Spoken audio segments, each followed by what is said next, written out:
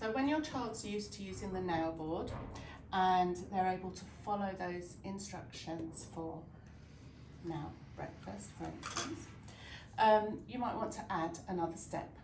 Now, the useful thing about this is it's going to build up your child's anticipation, and they'll feel that they are able to enjoy and join in with those activities much more easily. Okay, so the next step would be to do a now and next board. So here I've got my whiteboard again.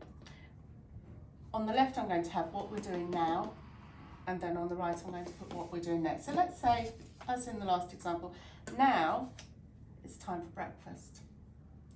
Next, that means after breakfast,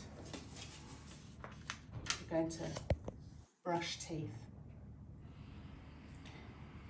Again, you could use objects instead. If you've got a toothbrush, you could use that for the second bit, or you can draw a picture.